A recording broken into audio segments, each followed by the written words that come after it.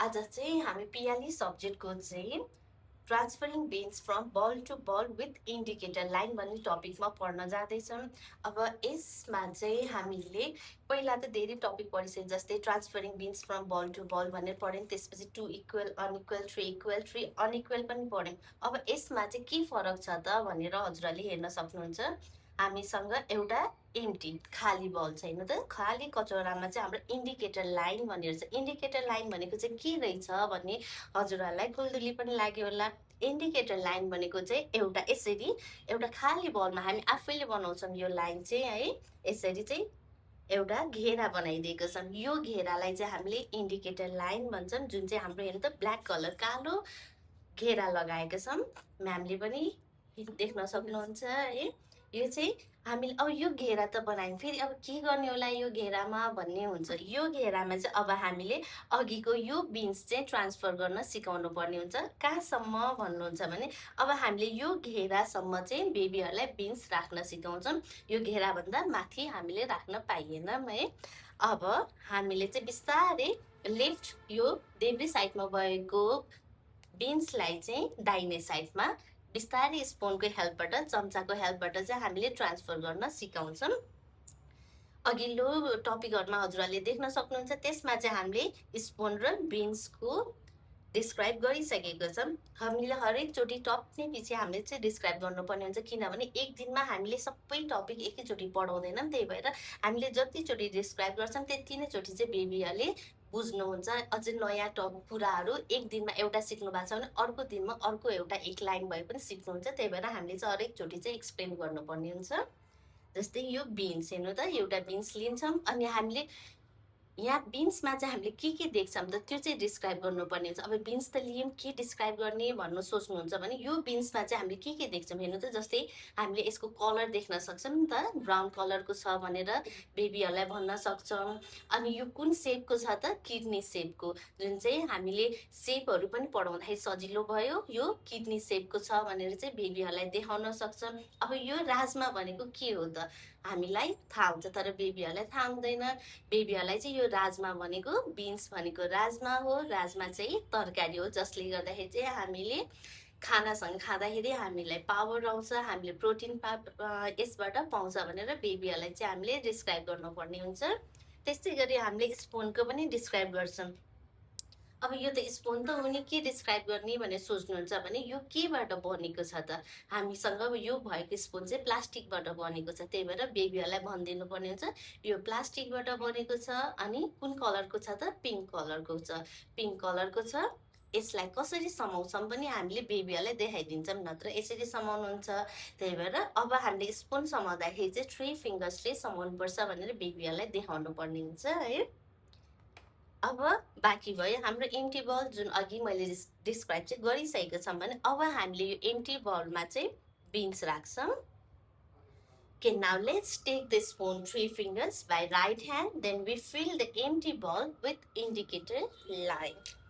So, transferring beans from left to right ball with help of spoon.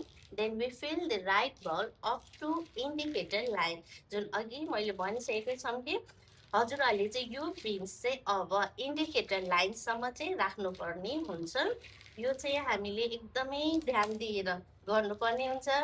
हाम्रो चाहिँ ध्यान यताउति भयो भने एउटा त पोखिने नै भयो। अर्को भनेको चाहिँ हामीले इन्डिकेटर लाइनभन्दा माथि धेरै पनि राख्छौँ। त्यही भएर चाहिँ हामीले चाहिँ अब इन्डिकेटर लाइनसम्म पुगे कि पुगेन भनेर चाहिँ एकदमै ध्यान दिएर बिस्तारै राख्नुपर्ने हुन्छ। Now fill the beans up to indicator lines. अब यो इन्डिकेटर लाइनसम्म राख्दाखेरि यसमा बिन्स बाँकी हुन्छ। त्यो बिन्स बाँकी भएकोलाई के गरौँ भन्नुहुन्छ भने यो बिन्सलाई यतिकै छोड्छौँ, किनभने हामीले भर्ने भनेको राइट बिन्स इन्डिकेटर लाइनसम्म। यो घेरा अघि हाम्रो ब्ल्याक घेरासम्म भर्नुपर्छ भनेर देखाएको थियौँ। यो घेरासम्म हाम्रो हेर्नु त भरिसकेको छ। अब यति भरिसकेपछि हामीसित अझै बिन्स बाँकी छ नि त राइट लेफ्ट बलमा, यसलाई चाहिँ हामीले यतिकै छोड्नुपर्ने हुन्छ। यहाँ अझै बाँकी छ भनेर खन्याउन पाउँदैनौँ। इन्डिकेटर लाइनमा भरिसकेपछि पुग्यो। त्यही भएर यो स्पुनलाई हामीले जहाँसम्म त्यही राख्छौँ नि त। Put the spoon back to the same place. So is there a smell of beans, baby? Yes, ma'am. Okay, now we pick the spill beans 3 fingers by right hand. एउटा एउटा हामीले घरमा के गर्छौँ त मजाले यसरी सोरेको हुन्छ है एकैचोटि उठाएर हामीले बलमा राख्न पाइएन हामीले यो एउटा एउटा उठाउनुको कारण पनि के भन्दाखेरि हामीले 3 फिङ्गर्सले एउटा एउटा उठाउँदाखेरि बेबीहरूको चाहिँ एक्सर्साइज फिङ्गर्सको एक्सर्साइज हुने गर्छ है त्यसले गर्दाखेरि चाहिँ हामीले पोखिएको बिन्सहरू पनि एउटा एउटा गरेर उठाउनु पर्ने हुन्छ अब सिधै हाम्रो फर्स्ट प्रोसेस हेर्नु त जुन चाहिँ थियो हाम्रो इन्डिकेटर लाइनसम्म चाहिँ बढ्नुपर्ने थियो भने अब हामीले जहाँबाट बिन्स झिक्यो फेरि त्यही नै राख्नुपर्ने हुन्छ यो त हामीले सिकाउनु पर्ने हुन्छ अब हामीले बेबीहरूलाई सिकाउँछौँ कि हामीले जुन ठाउँबाट बिन्स झिकेको थियौँ त्यही ठाउँमा राख्नुपर्छ भनेर जुन चाहिँ यो सेकेन्ड प्रोसेस चाहिँ म्यामले हजुरहरूलाई गरेर देखाइदिनुहुन्छ Okay, so I'm going to take this spoon and I'm going to transfer this beans यसरी नै म अब एउटा इन्डिकेटर लाइनसम्म भइसकेको बिन्सलाई फेरि पनि पहिले के बलमा चाहिँ के गर्दैछु त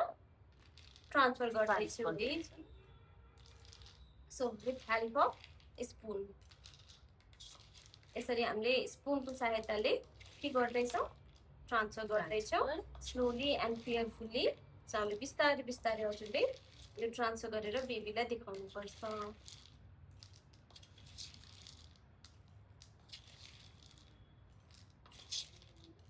यसरी गर्नुहुन्छ हजुरले जबसम्म यो हाम्रो सकिँदैन